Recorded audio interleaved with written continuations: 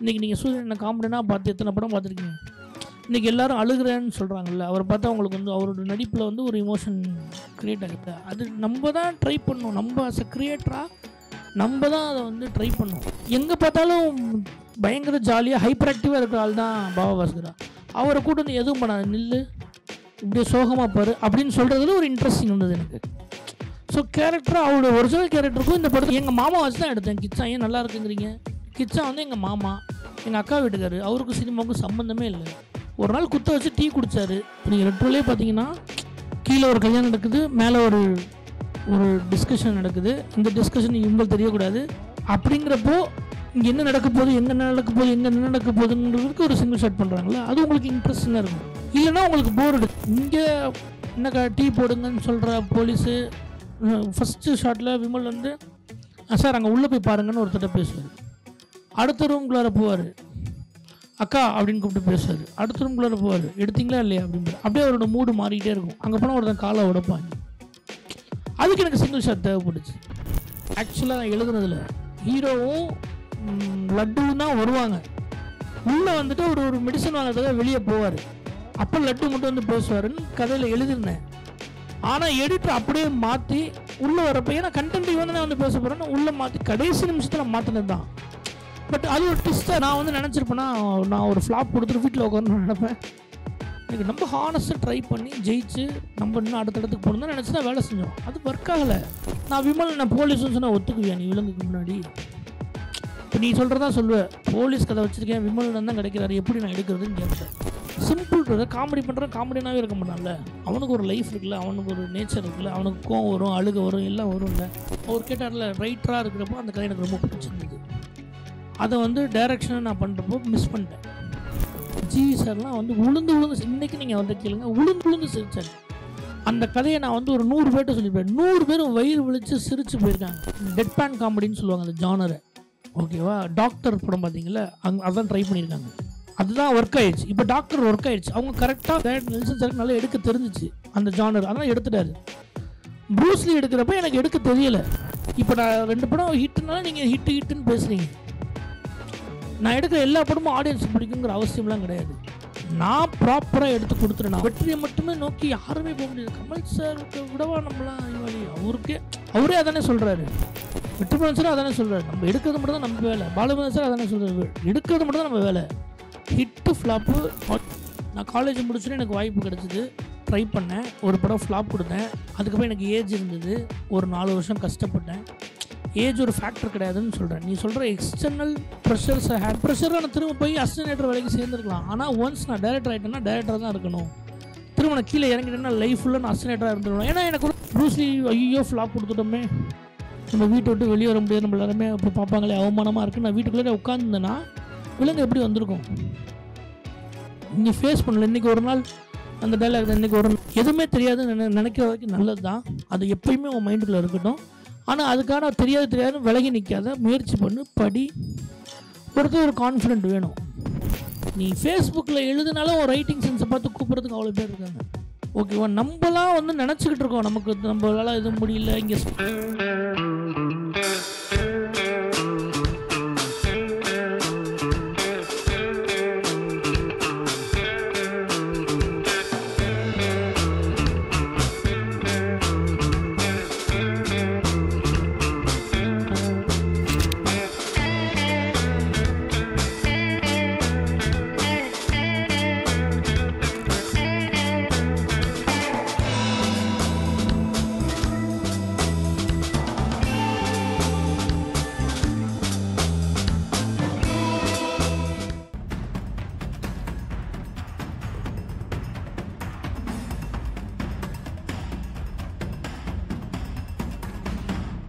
கலை மனிதனாக பிறந்த ஒவ்வொருவனும் அள்ளி அள்ளி பருக வேண்டிய அமிர்தமடாது.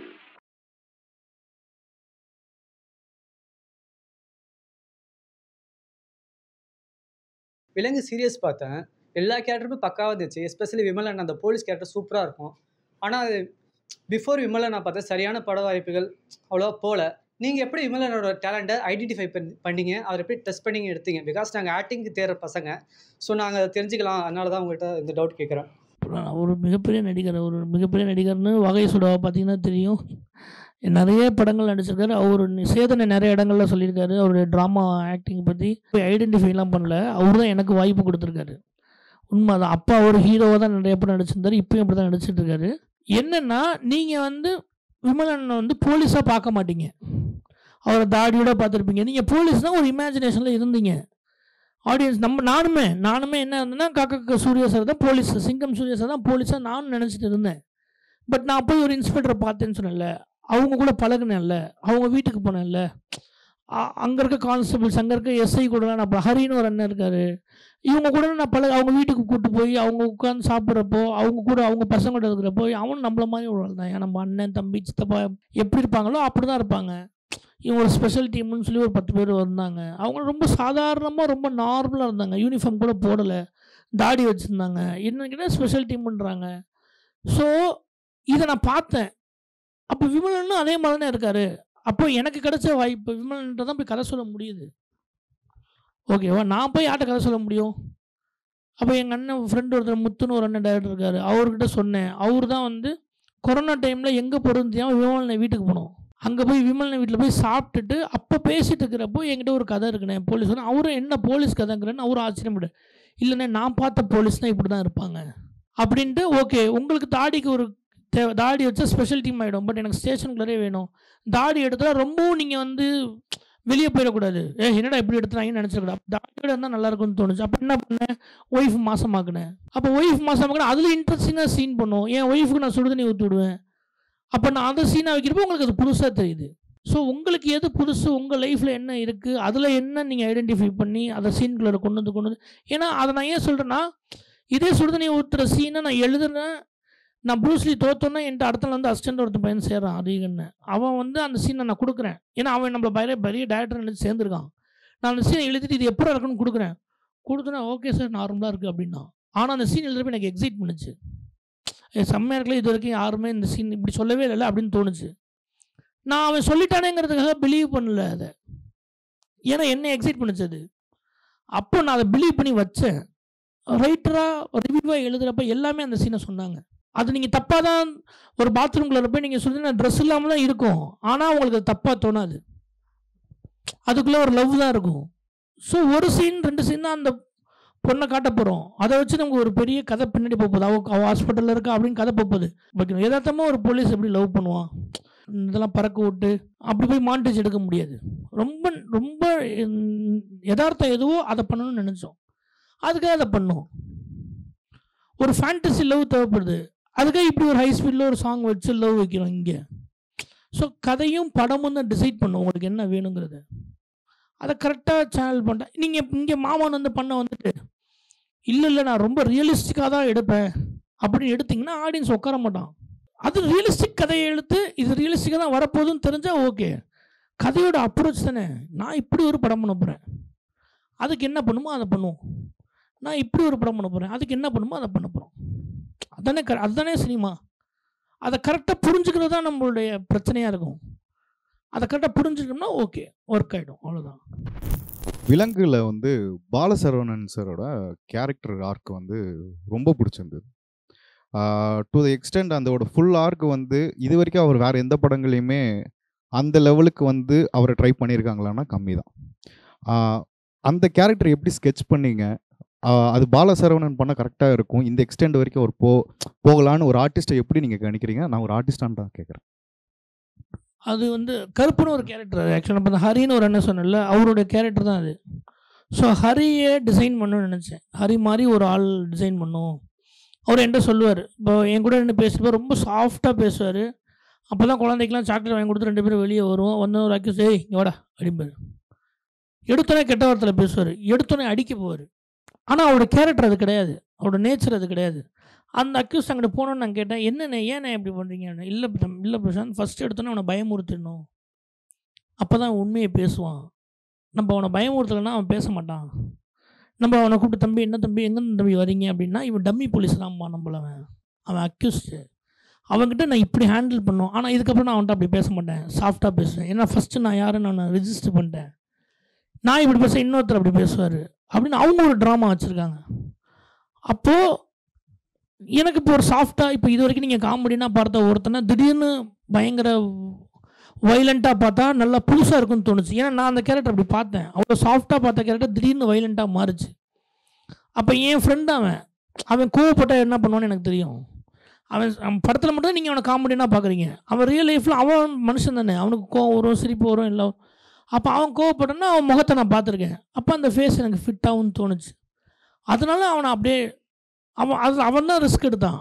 ஏன்னா காமெடியனாக இருந்து ஒரு கேரக்டரிஸாக மாறும். நாளைக்கு இது ஒர்க் ஆகலன்னா அதுவும் போயிடும். ஆனால் அவன் அந்த ரிஸ்க்கை எடுத்தான். என்னை நம்பினா, பிலீவ் பண்ணால், அந்த கேரக்டர் நம்பினா அது ஒர்க் ஆச்சு. ஸோ அதுதான் எல்லாம் சிம்பிள். காமெடி பண்ணுறான், காமெடியாகவே இருக்க மாட்டான்ல. அவனுக்கு ஒரு லைஃப் இருக்குல்ல, அவனுக்கு ஒரு நேச்சர் இருக்குல்ல, அவனுக்கு கோவம் வரும், அழுக வரும், எல்லாம் வரும்ல. இன்றைக்கி நீங்கள் சூரியனை காமெடினா பார்த்து எத்தனை படம் பார்த்துருக்கீங்க?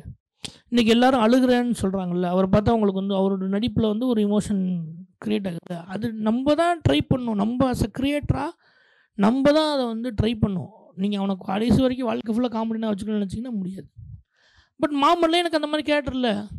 ஏகேன்னு ஒரு காமெடினா காமெடியாக நடிக்கணும். ஸோ எல்லா கேரக்டரும் பண்ணணும், தப்பு இல்லை.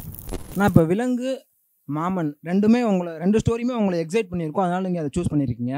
இப்போ அதே உங்களை எக்ஸைட் பண்ணது ஆடியன்ஸ்க்கு நல்லா ஒர்க் ஆச்சு, எல்லாருக்குமே ஒர்க் ஆகி படம் சக்ஸஸ்ஃபுல்லாக போயிருக்கு. இப்போ அதே மாதிரி தான் உங்களுக்கு ப்ரூஸ்லையும் நீங்கள் அந்த ஸ்டோரியை சூஸ் பண்ணுறப்ப உங்களை எக்ஸைட் பண்ணியிருக்காது. ஸோ அது ஏன் ஒர்க் ஆகலை, இது ஏன் ஒர்க் ஆச்சு? சரியாக எடுக்கலை. இப்போ நான் எதை ஏன் கேட்குறேன் அப்படின்னா, இப்போ நான் ஒரு ஸ்டோரியை சூஸ் பண்ணுறேன் அப்படின்னா, சப்போஸ் அதுவும் தப்பாக போயிருமோன்னு. அப்படி கிடையாது. அவர் கேட்டார்ல, ரைட்டராக இருக்கிறப்போ அந்த கதை எனக்கு ரொம்ப பிடிச்சிருந்தது. அதை டைரக்ஷனை நான் பண்ணுறப்போ மிஸ் பண்ணிட்டேன். நான் அந்த கதையை சொல்லி சிரிக்காத ஆளே கிடையாது. நான் சொல்கிறேன், ஜிவி சார்லாம் உளுந்து இன்றைக்கி நீங்கள் அவர்கிட்ட கேளுங்க, உளுந்து சிரிச்சார். அந்த கதையை நான் ஒரு 100 பேர்கிட்ட சொல்லியிருப்பேன். 100 பேரும் வயிறு விழித்து சிரித்து போயிருக்காங்க. ஓகேவா? அதை எனக்கு எடுக்க தெரியல. ஓகேவா? அது எனக்கு எடுக்க வரல. அப்போது டெட் பேன் காமெடின்னு சொல்லுவாங்க அந்த ஜானரை. ஓகேவா? டாக்டர் படம் பார்த்தீங்களா, அதான் ட்ரை பண்ணியிருக்காங்க. அதுதான் ஒர்க் ஆயிடுச்சு. இப்போ டாக்டர் ஒர்க் ஆயிடுச்சு. அவங்க கரெக்டாக ப்ராப்பராக எடுத்துட்டாங்க. அவருக்கு நல்லா அந்த டேரக்டர் நெல்சன் சாருக்கு நல்லா எடுக்க தெரிஞ்சிச்சு அந்த ஜானர். அதனால் எடுத்துட்டாரு. ப்ரூஸ்லி எடுக்கிறப்ப எனக்கு எடுக்க தெரியல. அதனால் இப்போ நான் இந்த ஜானர் இப்போ அதே தான் நான் விலங்குலேயும் ஒர்க் பண்ணுறேன். அது உங்களுக்கு ஒர்க் ஆகுதுல்ல. அந்த 8 கொலை சொல்கிற எபிசோட் இருக்குல்ல, அது அந்த ஹியூமர் தான். அது ஒர்க் ஆகுதுல்ல. அப்போ எடுக்க தெரியல, இப்போ எடுக்க தெரிஞ்சு. ஸோ எடுக்க கற்றுக்கிட்டோம்ல, அதுதான் மேட்ரு. So execution. இன்னொன்று நான் சொல்கிறேன், இது இப்போ நான் 2 படம் ஹிட்டுனால நீங்கள் ஹிட்டுன்னு பேசுகிறீங்க. நான் எடுக்கிற எல்லா படமும் ஆடியன்ஸுக்கு பிடிக்குங்கிற அவசியம்லாம் கிடையாது. நான் ப்ராப்பராக எடுத்து கொடுத்துறேன், அவ்வளோதான் முக்கியம். இந்த டைமில் இந்த வார் ஆரம்பிச்சது கொஞ்சம் எக்ஸ்டன் ஆயிடுச்சா என்ன இருக்கும்? இந்த படம் என்ன இருக்கும்? ரிலீஸ் போட்டோம், எல்லாம் போட்டோம். ஆடியன்ஸ் உட்காந்து உன் கதையை பார்த்து அழுதுட்டு உட்காந்துருக்கப்புறம் அதெல்லாம் கிடையாது. சூழல் இருக்குது, கூட ரிலீஸ் ஆகிற படங்கள் இருக்குது, நிறைய விஷயம் இருக்குது. காசு இருக்கணும் கையில் ஆடியன்ஸுக்கு, சம்மர் லீவு எல்லாமே ஹெல்ப் பண்ணும். ஸோ ஹிட்டு நம்ம கையில் கிடையாது, இறைவன் கையில் தான் இருக்குது. ஒரு கதையை ப்ராப்பராக எடுத்து போட்டு பார்க்குறப்ப ஓகேப்பா நம்ம நினச்சதான் எடுத்துருக்கோம், அந்த திருப்தி வந்துச்சுன்னா போதும். அதுக்கு மட்டும் தான் நம்ம வேலை செய்யணும். வெற்றியை மட்டுமே நோக்கி யாருமே போக முடியாது. கமல் சாருக்கு விடவா நம்மளாம் அறிவாளி? அவரே அதானே சொல்கிறாரு. வெற்றிமாறன் சார் அதானே சொல்கிறாரு, நம்ம எடுக்கிறது மட்டும் தான் நம்ம வேலை. பாலுமகன் சார் அதானே சொல்கிறாரு, எடுக்கிறது மட்டும் தான் நம்ம வேலை. ஹிட்டு ஃப்ளாப்பு ஆடியன்ஸ் கீழே தான் இருக்குது. ஸோ அதை நோக்கி நம்ம பயணம் பண்ணவே முடியாது. இப்போ இவங்களெல்லாம் விட நான் ஸ்டார்டிங் பாயிண்டில் இருக்கேன். நான் இப்போ தான் காலேஜ் முடித்தேன், போன மந்த் தான். என்னென்னா இப்போ எனக்கு டைரக்ஷன் வருமானே தெரியாது. போயிட்டு அதை எக்ஸ்பீரியன்ஸ் பண்ணிட்டு வரதுக்கும் ஃபினான்ஷியலாக எதுவும் இல்லை. எனக்கு வருமா வராதானே தயக்கமாக இருக்குது. நீங்கள் சொன்ன மாதிரி அது ஒரு பெரிய பட்ஜெட்டு. இப்போ நீங்கள் ப்ரூஸ்லி ஃப்ளாப் ஆனதுக்கப்புறம் உங்களுக்கு ஒரு தயக்கம் இருந்திருக்கும்ல, நமக்கு இது வருமா வராதா, ஏன்னா அவ்வளோ பெரிய பட்ஜெட் நம்ம வேஸ்ட் ஆகிக்கிட்டோம் அப்படின்னு ஒன்று இருக்குல்ல. இப்போ நம்ம போயிட்டு அங்கே ஃபெயிலியர் ஆகிட்டா நமக்கு என்ன ஆகும் அப்படின்ட்டு எனக்கு அந்த ஃபியர்லேயே இருக்கேன் சார் நான். அதுதான் நமக்கு வருமா, அதான் அந்த ரெட்ரோவில் வர மாதிரி தவம், அதுதான் நமக்கான பர்பஸா, இல்லை அதுதான் நமக்கு வருமா? இல்லை இப்போ ஒரு சின்ன பையனை கூப்பிட்டு கேட்டால் கூட காமனாக சொல்கிற வார்த்தையாச்சு சார். இப்போ டேரக்டர் ஆகணும், நான் ஏரியா பசங்கிட்ட 3 பேர்கிட்ட கேட்டிருக்கேன். எனக்கு அந்த ஆசை வந்ததுனால டேரக்டர் ஆகணும்னு ஆசை இருந்ததுன்னு சொன்னாங்க. அந்த ஷார்ட் டைம் ப்ளஸர்னால அந்த ஆசை எனக்கும் இருக்கா அப்படின்னு எனக்கு இன்ன வரைக்கும் தயக்கமாக இருக்குது சார். அதனாலே அந்த இண்டஸ்ட்ரியில் போகாமல் தயங்கி நின்றுட்டுருக்கேன்னே இருக்கலாமே. அப்படி இல்லை, இந்த வயசில் தான் நீ ட்ரை பண்ண முடியும். நான் காலேஜ் முடிச்சுன்னு எனக்கு வாய்ப்பு கிடச்சிது, ட்ரை பண்ணேன், ஒரு படம் ஃப்ளாப் கொடுத்தேன். அதுக்கப்புறம் எனக்கு ஏஜ் இருந்தது, ஒரு 4 வருஷம் கஷ்டப்பட்டேன். ஏஜ் ஒரு ஃபேக்டர் கிடையாதுன்னு சொல்கிறேன். நீ சொல்கிற எக்ஸ்டர்னல் ப்ரெஷர்ஸை ஹேண்டில் பண்ணுறதுக்காக நான் சொல்கிறேன். ஓகேவா? 32 வயசு நான் தோற்றுருந்தேன்னா என்ன இருக்கும்? எங்கள் அம்மா அப்பா வந்து பார்த்துக்கணும், தம்பி படிக்கிறான், அவனுக்கு கல்யாணம் பண்ணணும், எனக்கு கல்யாணம் பண்ணணும், இவ்வளோ எக்ஸ்டர்னல் ப்ரெஷர் இருக்கும். ஆனால் 22 வயசில் தோற்றனாலே எனக்கு தெரியல. இன்னும் 4 வருஷம் நான் முயற்சி பண்ணுறதுக்கான ஸ்பேஸ் இருந்தது. அப்போயும் எனக்கு நான் அடுத்த வருஷமே கல்யாணம் பண்ணிட்டேன். ஏன்னா நான் லவ் பண்ணிருந்தேன், கல்யாணம் பண்ணுன்ற ப்ரெஷர் இருந்தது, நான் கல்யாணம் பண்ணிட்டேன். அதுக்கப்புறம் அவங்கள நான் பார்த்துக்கிறதுக்கு பயங்கரமான ப்ரெஷர். அப்போ தான் ஃப்ரெண்ட்ஸ் தான் ஹெல்ப் பண்ணுறாங்க. ஓகேவா? அந்த ப்ரெஷரில் நான் திரும்ப போய் அசிஸ்டன்ட் வேலைக்கு சேர்ந்துருக்கலாம். ஆனால் ஒன்ஸ் நான் டைரக்டர் ஆகிட்டேன்னா டைரக்டராக தான் இருக்கணும். திரும்ப நான் கீழே இறங்கிட்டேன்னா லைஃப் ஃபுல்லாக நான் அசிஸ்டன்ட்டாக இருந்துருவேன். ஏன்னா எனக்குள்ள ஒரு கம்ஃபர்ட் ஜோன் வந்துடும். நல்ல சம்பளம் தருவாங்க, வீட்லேயும் கொடுத்துருவேன். நாளைக்கு வந்து திரும்ப நான் ட்ரை பண்ண போகிறேன்னு ஒரு பிரேக் பண்ணால் வீட்டில் அவங்கள கம்ஃபர்ட் ஆக்கிட்டேன்னா திரும்ப வந்து அவங்க ப்ரெஷர், அவங்க அந்த ப்ரெஷரை பார்த்து நான் ப்ரெஷர் ஆவேன். இதெல்லாம் தேவையா? வேணாம், இப்படியே இருப்போம். எல்லோரும் கஷ்டப்படுவோம், ஒன்றும் பிரச்சனை கிடையாது. சந்தோஷமாக இருக்கிறப்ப எல்லோரும் சந்தோஷமாக இருப்போம். அப்போ தெரிஞ்ச ஃப்ரெண்ட்ஸு எவ்வளோ பேர் ஹெல்ப் பண்ணாங்க எனக்கு, காசு கொடுத்து ஃபினான்ஷியலாக. நிறைய பேர், என் ஃப்ரெண்டு பாலாஜி, அவன் தான் லோன் போட்டது. நவனித்துன்னு இருப்பேன், அவன் பர்சனலாக அவன் லோன் போட்டு தான் நான் கல்யாணமே பண்ணேன். ஓகேவா? ஸோ அதனால் நிறைய பேர் நிறைய நான் ஒன்று சொல்லுவேன், உனக்கு ஒன்று தேவைன்னு தோணுச்சுன்னா இந்த சூழ்நிலை உருவாக்குன்னு சொல்லுவாங்கள்ல, அந்த மாதிரி கடவுள் உனக்கு தருவார், எல்லாத்தையுமே கொடுப்பாரு. நீ பயந்துக்கிட்டே இருந்தீங்கன்னா பயந்துக்கிட்டே கடைசி வரைக்கும் நிற்கணும். இன்னொன்று, டைரக்டர் ஆகிறான்னு எல்லாம் சொல்கிறேன், முன்னாடி ஹீரோன்னு சொல்லுவாங்க எல்லாரும். இப்போ டைரக்டர் ஆகிறான்னு சொல்கிறது ரொம்ப சந்தோஷமாக நினச்சிக்கணும். நம்மளுக்குலாம் பயங்கரமான ஒரு இதுதான் அது. ஸோ நான் என்ன சொல்கிறேன், நீ சொல்கிற கேள்வி எனக்கு புரியுது. எனக்கு ஒரு பயம் இருக்குது, நமக்கு அந்த அறிவு இருக்கா இல்லையா அப்படின்ட்டு. முயற்சி மட்டும் தான் தம்பி தேவை. எல்லாத்தையும் கற்றுக்கோ. உனக்கு அந்த பயம் இருக்கிற வரைக்கும் உனக்கு ரொம்ப நல்லது. நீ கற்றுக்கிட்டே இருப்ப. எனக்கு எல்லாம் தெரியும்னு நினச்சின்னா முடிஞ்சிடும். எனக்கு தெரியல, எனக்கு அறிவு இல்லை, நான் அதை கற்றுக்கணும்னு நினைக்கிறேங்கிறத கற்றுக்கோ. ஆனால் அறிவில் நின்றுக்கிட்டே இருக்காது. அது கற்றுக்கிறதுக்கு முயற்சி பண்ணு. கற்றுக்கோ, ப்ராப்பராக கற்றுக்கோ, படம் எடுக்க ட்ரை பண்ணு, முயற்சி பண்ணு. எது வேஸ்ட்டு? ப்ரூஸ்லி பிடிச்சா என்ன என்கிட்ட பேசி தான் இருக்குது. எப்படி வேஸ்ட்? பிஸ்னஸ் பண்ணுறோம், லாஸு ப்ராஃபிட்டு. ஓகேவா? அது வேஸ்ட்டு கிடையாது. நீ ஹானஸ்டாக தான் வேலை பார்த்தேன், நான் ஹானஸ்டாக தான் வேலை பார்த்தேன். அவரும் அந்த கதையை ஹானஸ்டாக தான் வேலை பார்த்தேன். அப்புறம் இன்ன வரைக்கும் என்கிட்ட பேசி தான் இருக்காரு. ஓகேவா? அதெல்லாம் அவங்க பிஸ்னஸ், அவங்களுக்கு தெரியும். பிஸ்னஸ் மேன் அவங்களுக்கு தெரியும். ஒரு படம் ஓடும், ஒரு படம் ஓடாது, பல காரணங்கள் இருக்கும் அந்த படத்துக்குள்ளார. அதெல்லாம் யோசிக்கவே கூடாது. நம்ம ஜெயிக்கணும் தான் படம் எடுக்க போகிறோம். நான் வந்து நினச்சிருப்பேன்னா நான் ஒரு ஃப்ளாப் கொடுத்துட்டு வீட்டில் உட்காரணும்னு நினைப்பேன். எனக்கு நம்ம ஹானஸ்ட்டாக ட்ரை பண்ணி ஜெயிச்சு நம்ம இன்னும் அடுத்த இடத்துக்கு போகணும் தான் நினச்சி தான் வேலை செஞ்சோம். அது ஒர்க் ஆகலை. அதுக்காக நான் வீட்டில் உட்காந்தாலும் வேஸ்ட். என்னையெல்லாம் ஒருத்தன் பார்த்துட்டு அவரு ஒரு மாதிரி பயங்கர டிப்ரெஷனில் இருந்தார் போல். அழுதுகிட்டே நான் ஒரு இடத்துல கோயிலில் சாமி கும்பிட்டு திரும்புகிறேன். என்னை பார்த்துட்டு, நீங்கள் தானே இந்த படம் எடுத்தது அப்படின்னாரு. ஆமாண்ணே, சொல்லுங்கள் என்ன அப்படின்னு. உங்ககிட்ட கொஞ்சம் பேசணும் அப்படின்னு. சொல்லுங்கண்ணே என்ன அப்படின்னு. உடனே அழுக ஆரம்பிச்சிட்டார் அவர். ஐயோ, ஏண்ணே அழுகுறீங்க அப்படி. இல்லை ஒன்றும் இல்லை. ஏன், என்ன சொல்லுங்க அப்படின்னு. இல்லை, அந்த படம் ஃப்ளாப்பு, உங்களை ஊரே திட்டுறாங்க, எல்லாம் அவ்வளோ கேவலமாக பேசுகிறாங்க, நீங்கள் மட்டும் இப்படி சிரிச்சுட்டே இருக்கீங்கன்றார். என்ன இதோட புது கதையாக இருக்குது, நான் சிரித்தா உனக்கு என்னையா? அப்போ எனக்கு என்ன புரிஞ்சுன்னா, சரி உங்களுக்கு என்ன பிரச்சனை சொல்லுங்கள் அப்படின்னா, அப்போ அவரோட பர்சனலான விஷயத்த சொல்கிறாரு.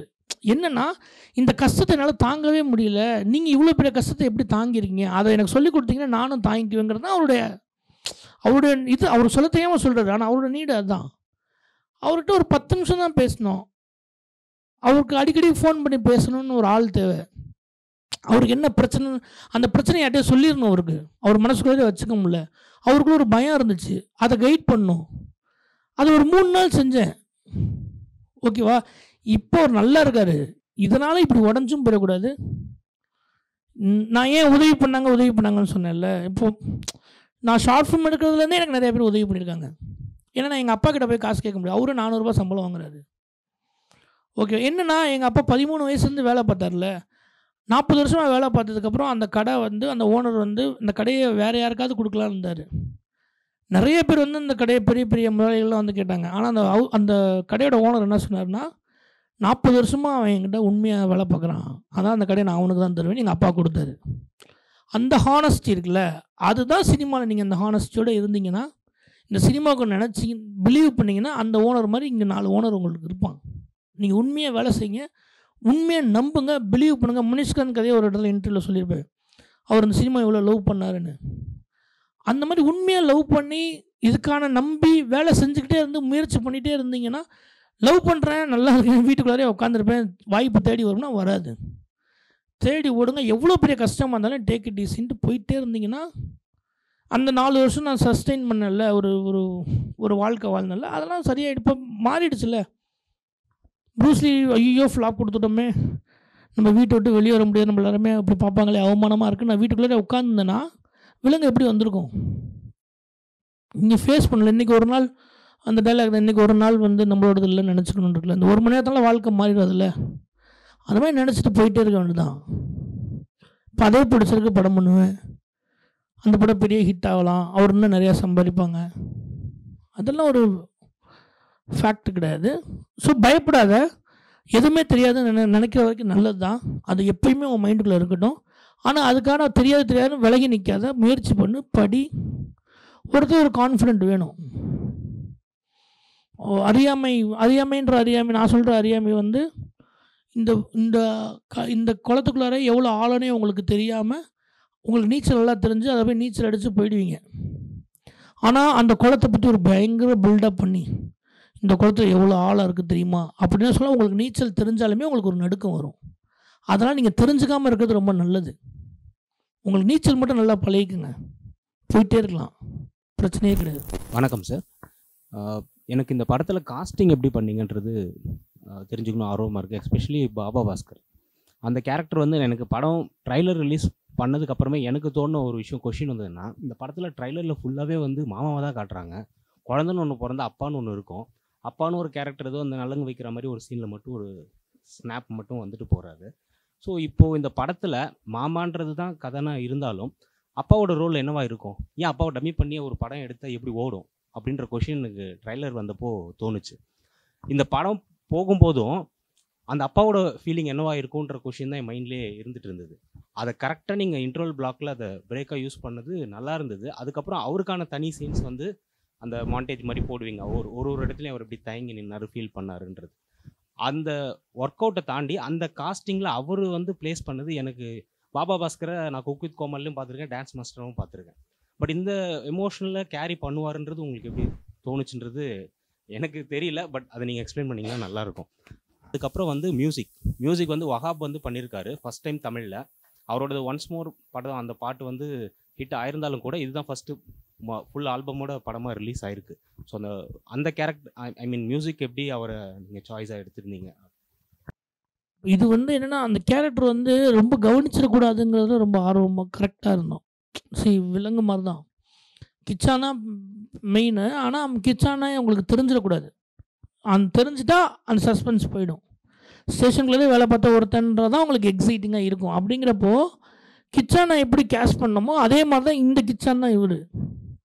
ஓகே, அவருக்குள்ளே ஒரு லைஃப் இருக்குது, அவருக்குள்ளே ஒரு லவ் இருக்குது, அதை வந்து வெளியே சொல்ல முடியாத அளவுக்கு, அதை வெளியே ஓப்பனாக சொல்லிக்க முடியாத அளவுக்கு அந்த கேரக்டர். அப்போ அதான் இதுதான் கருப்போட அப்ரோச் தான். பயங்கர ஜாலியாக இருக்கிற ஒருத்தனை சீரியஸ் ஆகிற மாதிரி, எங்கே பார்த்தாலும் பயங்கர ஜாலியாக ஹைப்பர் ஆக்டிவாக இருக்கிற ஆள் தான் பாபா பாஸ்கரா. அவரை கூட வந்து எதுவும் பண்ணாது, நில்லு இப்படியே சோகமாக பாரு அப்படின்னு சொல்கிறதுல ஒரு இன்ட்ரெஸ்டிங் இருந்தது எனக்கு.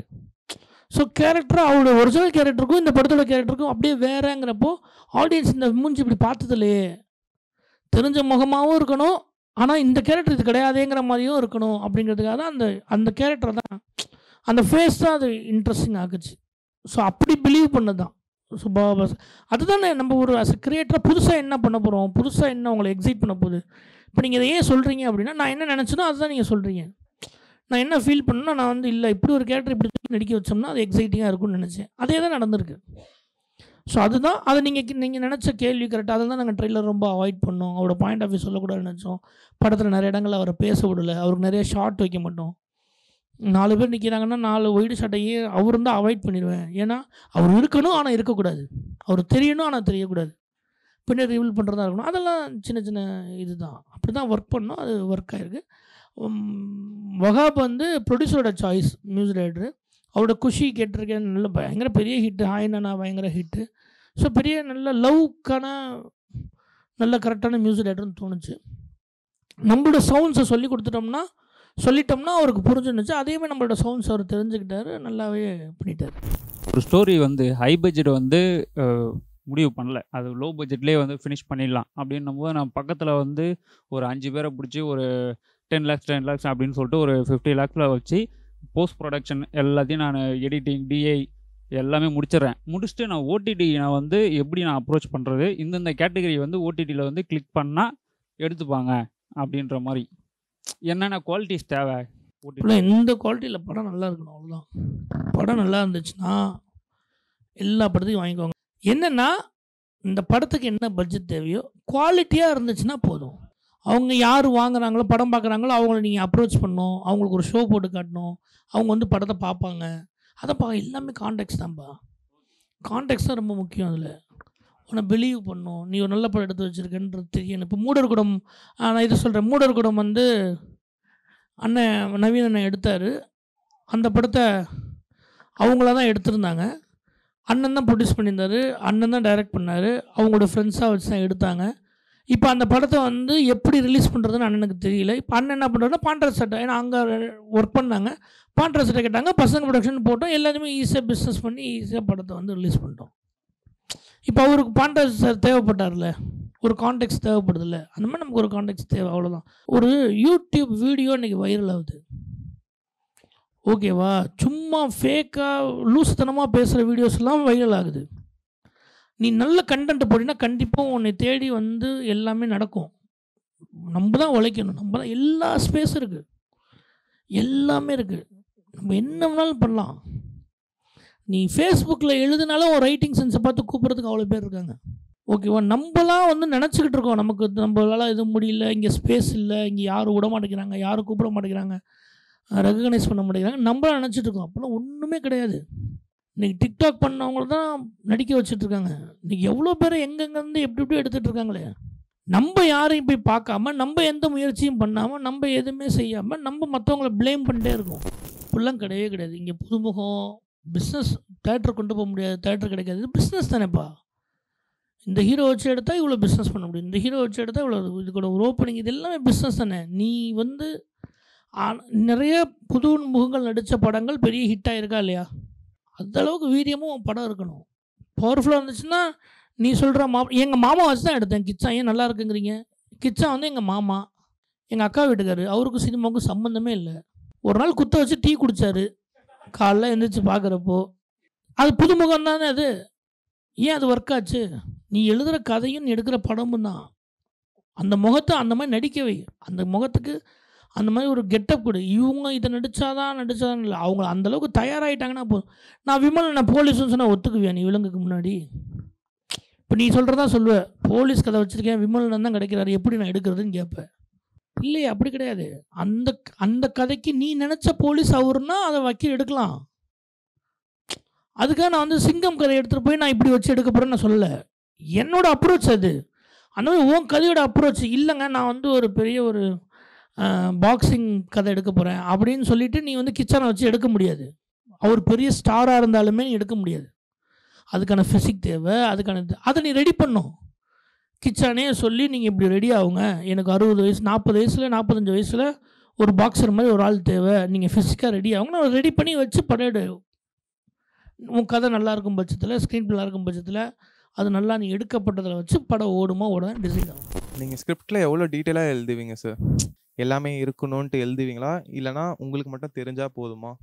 டீட்டெயிலாக எழுதுனா தான் அசிஸ்டன்ட் கஷ்டப்பட மாட்டாங்க, இல்லைன்னா கொஞ்சம் அசிஸ்டன்ட் கஷ்டமாக இருக்கும். ஃபார்மேட் சார் இல்லைன்னு எழுதுகிறப்போ சில சீன்கள் வந்து ரொம்ப நல்லா டீட்டெயிலாக எழுதுவோம், சில சீன்கள் வந்து அவங்களுக்கே புரியும். இப்போது பியூர் சினிமாவில் வந்து இப்படி இருப்பாங்க, இப்படி ஒரு ஹாலுக்குள்ளார இப்படி உட்காந்து பேச போகிறாங்க அப்படின்னு எழுதுனோம்னா, இப்போ அசிஸ்டன்ட் ஒரு கெஸ் பண்ணுவான், இல்லை இங்கே ஒரு 50 பேர் இருப்பாங்க அப்படின்னு எழுதுவான், அவங்களுக்கு சேர் போட்டு உட்கார வைக்கலாம், இல்லை கீழே உட்காந்து தான் நல்லாயிருக்கும் அப்படின்னு நம்ம டிசைட் பண்ணுறது தானே.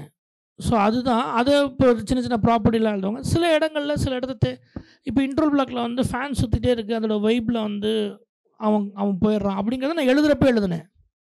சில விஷயங்கள் அப்படி எழுதுவோம், சில விஷயங்கள் எப்படி எழுதுவோம், சில விஷயங்கள் எழுதி ஒன்று வச்சுருப்போம், அங்கே போய் நின்று லொக்கேஷன் வேறையாக இருக்கும், நம்ம கேட்ட லொக்கேஷன் கிடச்சிருக்காது, வேறு லொக்கேஷன் இருக்கும்.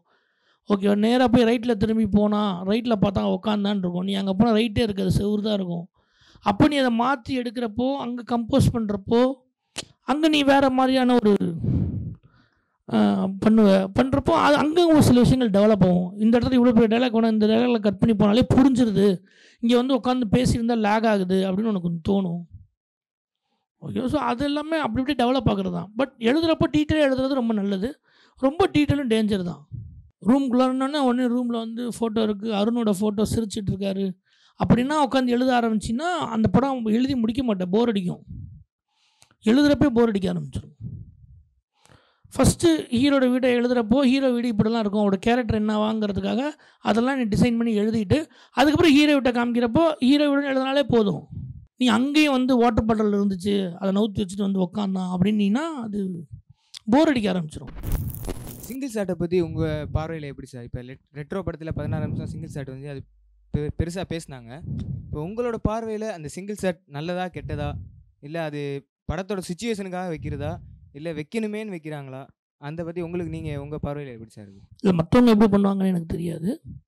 அந்த சிங்கிள் ஷாட்டுன்றதை நான் எதை ரொம்ப பிலீவ் பண்ணுறேன்னா, இந்த இடத்துல என்ன நடக்க போகுது, அந்த டைமில் ஒரு சுச்சுவேஷன் இருக்குல்ல, அந்த சுச்சுவேஷனில் ஒரு ஒரு ஒரு க்யூரியாசிட்டி க்ரியேட் ஆகும்ல, அதை வந்து சிங்கிள் ஷாட்டில் போகிறப்போ ஒரு டென்ஷன் க்ரியேட் ஆகும்.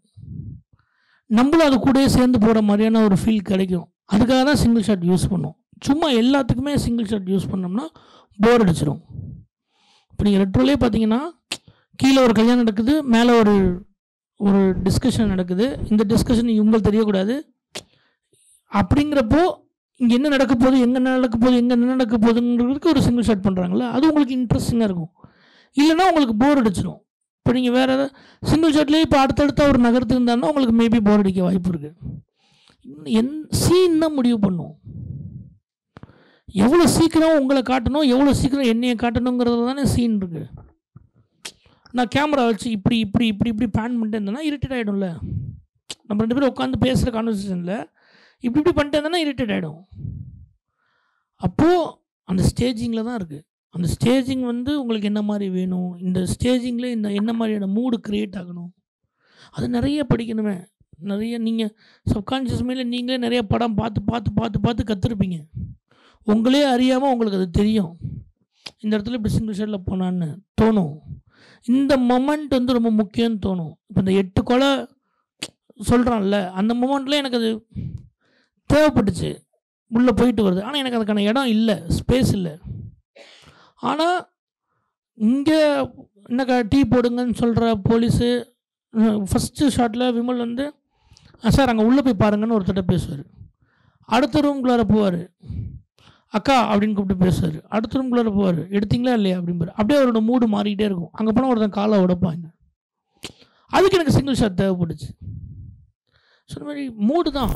ஆக்சுவலாக இப்போ நீங்கள் ஸ்கிரிப்ட் பண்ணும்போது ஒரு சீன் ஒன்று எழுதுவோன்னா அதை நம்ம ஸ்பாட்டுக்கு போகும்போது அந்த சீனில் இருக்க ஷார்ட் டிவிஷன் வந்து ஸ்கிரிப்ட்லேயே பண்ணிடுவீங்களா, இல்லை வந்து ஸ்பாட்டில் போய் அந்த ஸ்பாட் வந்து நம்ம ஒன்று எழுதினாலும் அந்த ஸ்பாட் இப்போ நான் பண்ண ஷார்ட் ஃபிலிம் நான் எழுத மாட்டேன்.